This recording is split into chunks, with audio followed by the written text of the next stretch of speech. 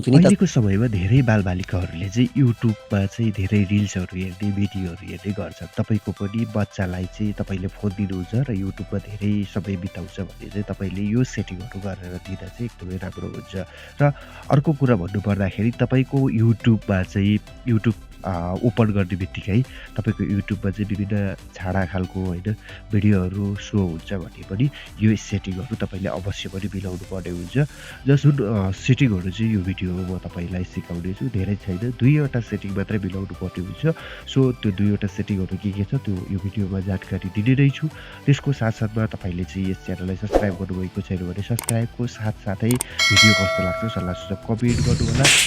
अब त्यस्तो सेटिङहरू गर्नका लागि तपाईँले यहाँ तल तपाईँले देख्न सक्नुहुन्छ यु भन्ने अप्सन छ, यहाँ टच गर्नु होला र माथि दायाँतर्फ चाहिँ एउटा सेटिङ छ, सेटिङमा टच गर्नु होला र फर्स्टमा सुरुमै जेनरल छ, जेनरलमा टच गरिसकेपछि सुरुको फर्स्ट सेटिङ भनेको चाहिँ अलिकति तल आइसकेपछि यो रेस्ट्रिकेट मोड भन्ने छ, यसलाई अन गरिदिनु होला।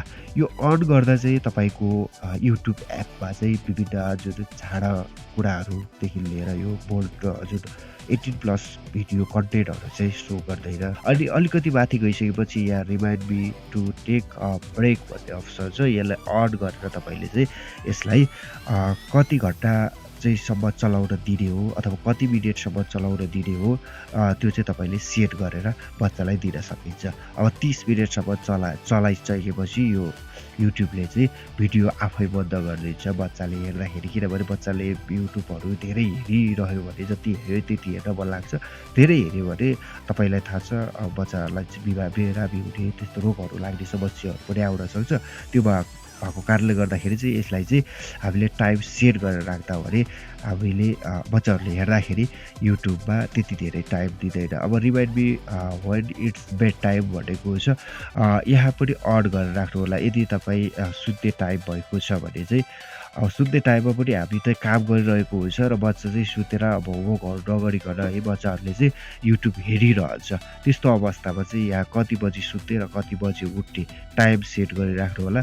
टाइम सेट गरिराखिसकेपछि सुतिसकेपछि जुन बेलुका भइसकेपछि कुन टाइम सेट गरेको छ आफूले टाइम सेट गरेको बेला चाहिँ युट्युबले भिडियो चल्न दिँदैन है।